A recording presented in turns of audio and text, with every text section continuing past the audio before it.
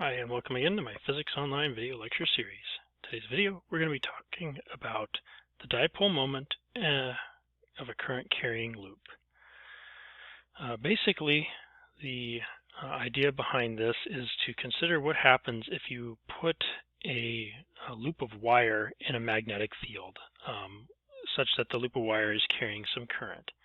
So let's say that I have here a wire, and maybe it just makes one loop for now.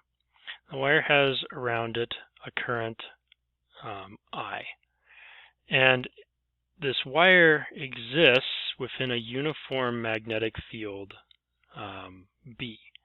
So this is meant to be a set of parallel horizontal lines that I'm drawing, with my drawing skills being kind of the limiting factor.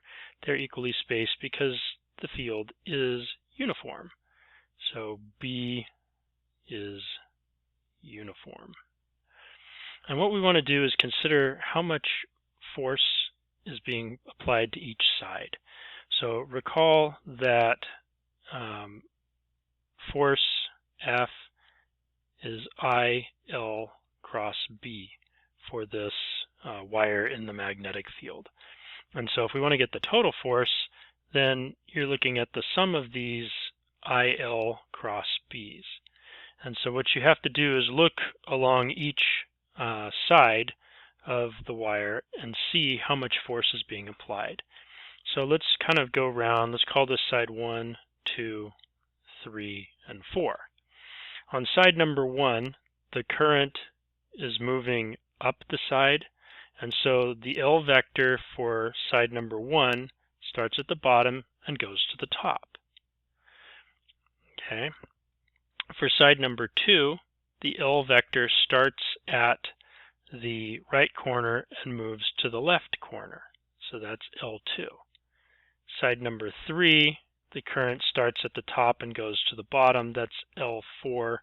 And side 4, it starts at the left corner of the bottom and goes to the right corner of the bottom. So that would be L4. So I basically want to do this cross product of each of these sides, L cross B. They all have the same value for I. Now let's for a moment assume that this is a rectangular wire. So maybe this side has length A and this side is length B. This side is length A, this side is length B. Okay, so if I do IL cross B per this equation, essentially I have F1 would be IL1 cross B. L1 and B are perpendicular to each other. L1 is basically this way, B is this way. The angle that runs between them, therefore, is like this. And so F1 would be IL1 B sine theta 1, where sine theta 1 is 270 degrees. So this looks like negative IL B. And actually, we know that L has a value of A because of the labeling that we have above. This angle right here is 270 degrees because this is side L1 and this is B. Now we do this for the other three sides. So side number 2, to find F2, you'd have IL2 B sine theta 2. And again, you have this angle, or this, and you have this. So here's B, here's L2. The angle theta 2 is 180 degrees. And so this is 0 because the sine of 180 is 0. For F3, we have a similar situation to what we had with L1, but now this is the angle theta because this is L3 and this is B, and we always go counterclockwise. So sine of theta 3 will be 1. This is 90 degrees. Therefore, F3 is I times A times B. This is positive. F4 will be 0 because theta 4 is 0. I'll leave that as an exercise to you to figure out why that is. So if I add up all these forces, I have negative IAB, I have 0, I have positive IAB, and I have 0. So the sum of all forces on this loop is 0. So if the sum of all forces on the loop is 0, does that mean that there is no total anything? Well, the loop is not actually at equilibrium.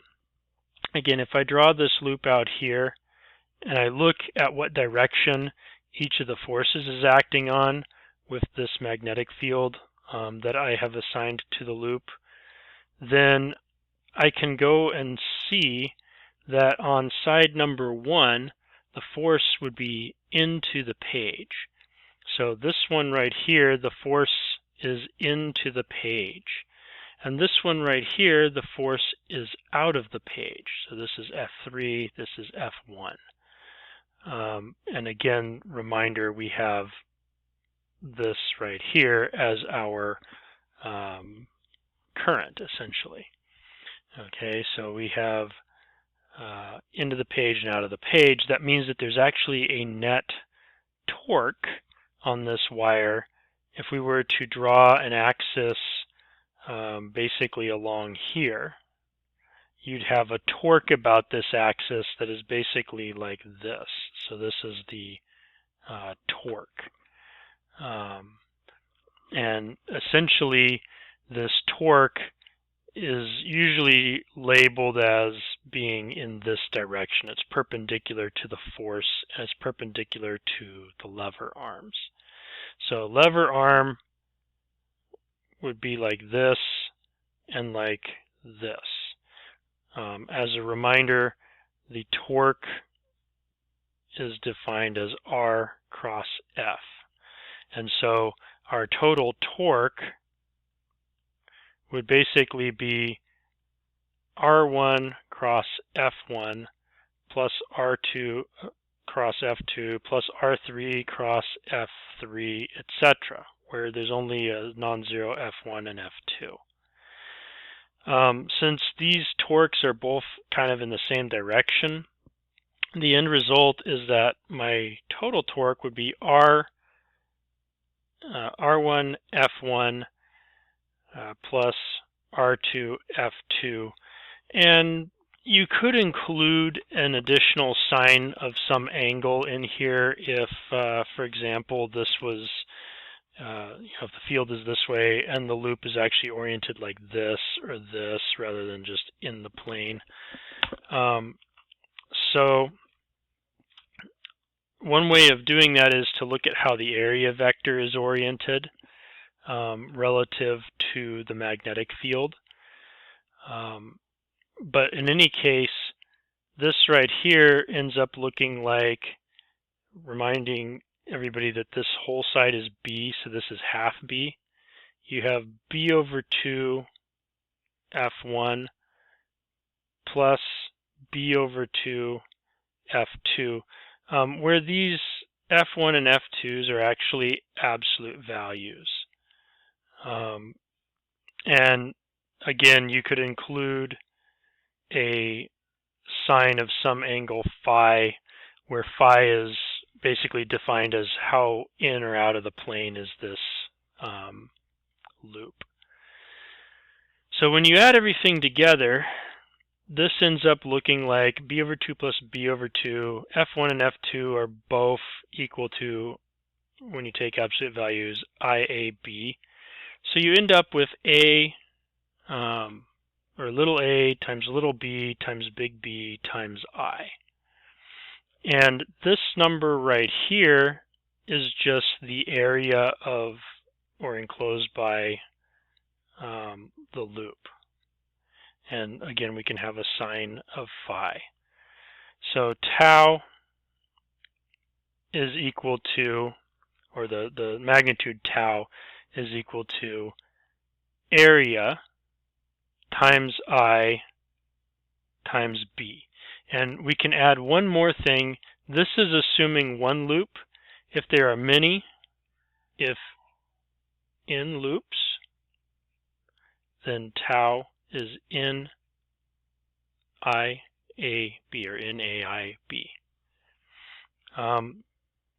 And what we can do here is define for ourselves a new term.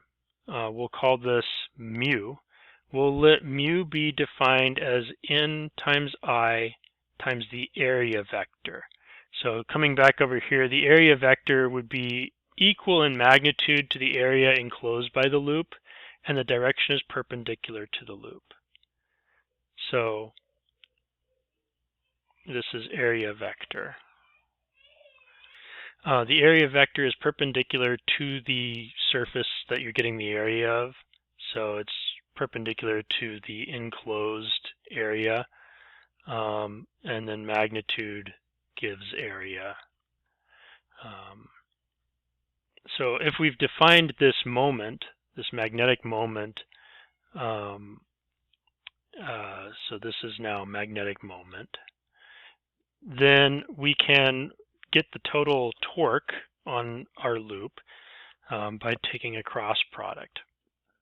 Before we get to that, it's worth noting that I came here and I changed A times B into area, because remember, this is side length B and this is side length A, and so the area of a rectangle would be A times B. But this area enclosed by loop thing is generally valid.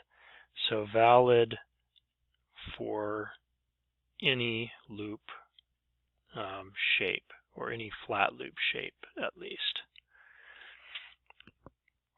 So that's worth noting. I could now use a circular loop, for example, and the area remains a correct way to define mu, and it remains a correct way to get the torque. So torque from the magnetic field is the magnetic moment. Sometimes, by the way, there's a subscript of a B with the mu. It's the torque from the magnetic moment crossed with the magnetic field. And by a similar set of arguments, the potential energy is actually the negative of the dot product between this magnetic moment and the area vector. And what does the potential energy have to do with anything? Well, the potential energy basically is just telling you, well, it's telling you how much energy is in your system for one, but it's telling you if the total torque is zero, you have true equilibrium. And there's two types of equilibrium.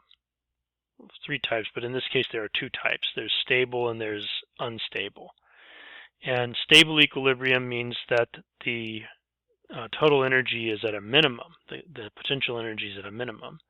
Unstable means that it's at a local maximum. Okay, so let's do a quick example of this. So for our example, we've got our coil of wire, 300 loops. So this would be N, each enclosing an area A of 0.5 meters squared, carrying a current, that would be I, of 1.5 amps, and a uniform magnetic field B. And what we want is the maximum magnitude of torque and potential energy.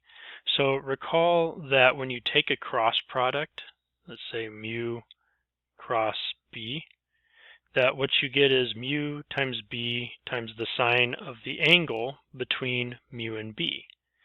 So if we're looking for a maximum, then this right here has a value of 1. So we just end up with mu times B.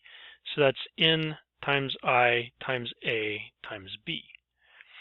All right, so that would be 300 turns times 1.5 amps times 0.5 square meters times 2 Teslas. So this comes to